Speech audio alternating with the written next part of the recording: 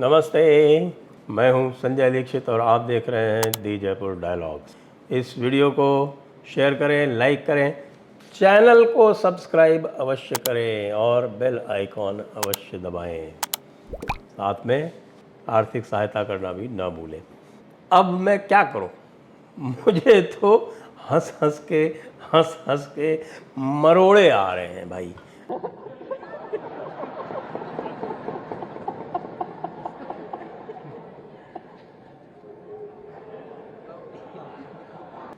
क्या कर सकता हूँ मैं? अब आपको ध्यान है ना, मैंने कल क्या कहा था? मैंने कल ये कहा था कि ये देख लेना कि इनका आम आदमी पार्टी का और कांग्रेस वाला जो है वो मामला छिन्न भिन्न होने वाला है और वो चीज़ आज ही सही साबित होगी। यानी कि वी सेड इट, इम्पैक्ट जिसको कहते हैं, Jaipur dialogue prediction comes true. और तो और मैं आपको ये भी बता दूं कि ये पूरा जो डॉटेड इंडिया था ना, ये टुकड़े टुकड़े इंडिया, ये वाकई इसके अब टुकड़े टुकड़े हो रहे हैं। और टुकड़े टुकड़े कैसे हो रहे हैं? आज की बात सुन लीजिए, लेटेस्ट। कल की बात जो है वो भी बात करेंगे। आज की बात क्या है लेटेस्ट? आज की बात यह है कि अलका लांबा, जो कुछ समय पूर्व आम आदमी पार्टी में थी, फिर वहाँ से निराश होकर चली गई, फिर से कांग्रेस में, पहले कांग्रेस में ही थी तो कांग्रेस, फिर आप, फिर कांग्रेस, तो ये उनकी जर्नी है। आज वो बाहर आके एक मीटिंग से जो उनकी राहुल गांधी, खरगे इत्यादि के साथ में हुई, और जिसमें बाहर निकल के उन्होंने कहा हमारे अध्यक्ष राहुल गांधी। जी हाँ, वस्तुतः अध्यक्ष तो राहुल गांधी ही हैं, बाकी तो खड़गे साहब तो फिलिंग द गैप वाले मामले में है। तो वो फिलिंग द गैप वाले मामले में वो आधिकारिक रूप से तो वही कर रहे होंगे अध्यक्षता, लेकिन जो कुछ करते हैं वो तो राहुल गांधी करते हैं। तो वहाँ से आके बयान दिया कि भाई हमको ये कह दिया गया है कि 7 सीटों के लिए तैयारी करो, लोकसभा की, दिल्ली की, क्योंकि पिछली बार हम 7 सीटों में पहले नंबर पर थे, तो इस बार हो सकता है कि दूसरे नंबर पर थे। पहले नंबर पर तो खैर भारतीय जनता पार्टी ने 7 सीटें जीती थी, तो दूसरे नंबर पर थे, आम आदमी पार्टी से आगे थे। 2014 में इसका उलट था, 7 सीटों पर आम आदमी पार्टी आगे थी, एक को छोड़कर, बाकी सब में नंबर 3 पर थी कांग्रेस। अब इनको लग रहा है कि भाई हम 2 नंबर पर थे, हम 1 नंबर पर आ सकते हैं, क्यों नहीं? राहुल गांधी की तो ज़बरदस्त परफॉर्मेंस है ही है, आप जानते हैं। अभी उन्होंने ज़बरदस्त परफॉर्मेंस दी है लोकसभा में, जिसको लेकर पूरा भारत जो है वो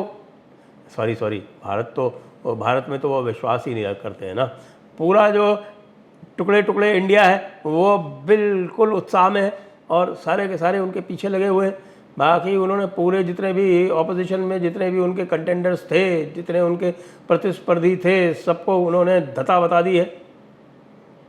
तो इसलिए राहुल गांधी का आत्मविश्वास, राहुल गांधी का उत्साह, राहुल गांधी का जज्बा इस समय चरम पर है, और उसको देखते हुए उन्होंने ये कह दिया है कि दिल्ली में हम 7 सीटों पर लड़ेंगे। अलका लांबा ने बाहर आके अनाउंस भी कर दिया, दूसरे जो अनिल चौधरी हैं वहाँ के बड़े नेता कांग्रेस के, उन्होंने भी कह दिया। तो ये हो गया कि भाई तैयारी तो हम 7 के लिए कर रहे हैं, बाकी हम बाद में देखेंगे। बहुत खूब।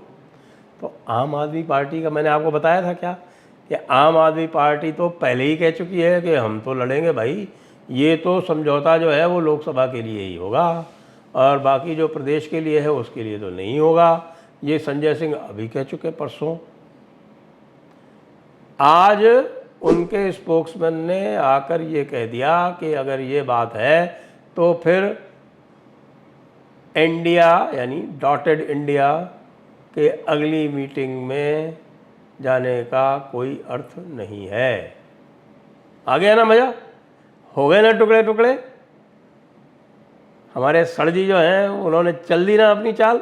मुझे तो लगता है कि उन्होंने ही अपनी चाल कोई बिठाई होगी और कांग्रेस में कोई भेजा होगा उन्होंने, और उसने समझा दिया होगा राहुल गांधी को कि नहीं नहीं नहीं नहीं, आपको समझौता नहीं करना चाहिए, और बहाना मिल गया।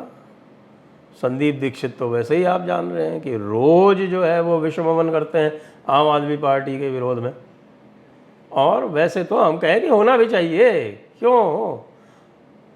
अगर कांग्रेस ने समझौता कर लिया तो पूरी तरह से थोड़ा बहुत भी है वो ख़त्म हो जाएगी। पिछली बार 2 नंबर पे आई थी, इस बार तो 3 क्या हो सकता है, नोटा के नीचे भी चले जाए, ये स्थिति है।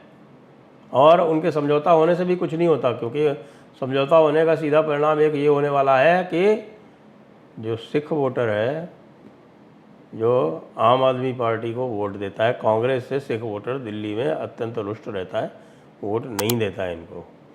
पहले भारतीय जनता पार्टी को देता था और अब वो पूरी तरह से आम आदमी के खेमे में चला गया, तो वो भी चला जाएगा बीजेपी की तरफ। बीजेपी पिछली बार भी 50% से अधिक वोट लेके जीती थी और इस बार भी जीत जाएगी। तो ये तो हुआ आम आदमी पार्टी का और टुकड़े टुकड़े इंडिया का, कांग्रेस पार्टी का आपस में हाल। और दूसरा मामला चल रहा है कहाँ? दूसरा मामला चल रहा है भाई साहब महाराष्ट्र में। अब महाराष्ट्र में उनकी महाविकास अघाड़ी को ये समझ में नहीं आ रहा है कि भाई शरद पवार जी का क्या करें, क्योंकि शरद पवार जी जो हैं वो आप वैसे भी जानते हैं वो मिक्स्ड सिग्नल देने के भारत क्या पूरे विश्व में सबसे बड़े एक्सपर्ट हैं, और वो लगातार मिक्स्ड सिग्नल देते आ रहे हैं जब से अजीत पवार ने उनके यहाँ सेंधमारी की और 40 MLAs लेके चले गए NDA में। और उसके बाद भी एक भी शब्द भर्त्सना का नहीं निकला शरद पवार जी के मुख से। शरद पवार जी सोच रहे हैं कि मुझे लगता है जो वो सोच रहे हैं, जो भी मैं कोशिश कर सकता हूँ समझने की, कि भाई 83 साल का तो मैं हो गया और ये जो मेरी बेटी है जिसको पॉलिटिकल एम्बिशन है और जिसको मैं सेटल करना चाहता हूँ, तो ये मेरे जाने के बाद अकेले तो सेटल हो नहीं पाएगी, क्यों इसकी दुश्मनी बढ़ाएं। तो इसको जो है अपने चचेरे भाई के साथ में इस तरह से कर देते हैं कि हाँ इसको कम से कम और कुछ नहीं तो कैबिनेट मिनिस्टरशिप तो लोगों से मिल ही जाया करे। तो अजीत पवार जी में और शरद पवार जी में लंबी मंत्रणा होती है, लंबी मंत्रणा के बारे में खुले में बात होती है, खुले में मंत्रणा होती है, उसका खुला प्रचार किया जाता है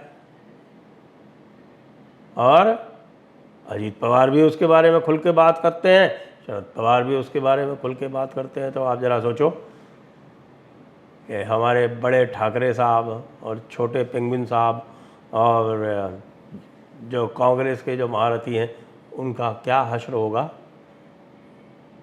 31 अगस्त को वहाँ मीटिंग तय है और 31 अगस्त की मीटिंग से पहले हमारे बड़े पवार साहब जो हैं वो चुहलबाजी कर रहे हैं। तो टुकड़े टुकड़े इंडिया के टुकड़े टुकड़े होने जो हैं वो पूरी तरह से तय हो चुके हैं। उधर ममता बनर्जी जो हैं उनके जो सबसे नज़दीकी स्पोक्समैन हैं वो अपनी पार्टी की मीटिंग में कह रहे हैं कि भाई प्रधानमंत्री का उम्मीदवार तो ममता बनर्जी को होना चाहिए। तो ममता बनर्जी भी इसमें शामिल हैं। तो जैसे जैसे इन्होंने बनाया था ना I dot N dot D dot I dot A dot, तो वो वो टुकड़े टुकड़े जो है उसके अब बिल्कुल अलग अलग होने लगे हैं। इसमें से अभी पहले सबसे पहले कौन निकलेगा पता नहीं, एक A तो निकलने वाला है, तो ये खाली इंडी रह जाएगा। A मतलब आम आदमी पार्टी, और बाकी जितने भी हैं वो भी कहेंगे कि भाई तुम्हारा क्या लेना देना, मेरे अंगने में तुम्हारा क्या काम है। सबके सब एक दूसरे से यही कह रहे हैं।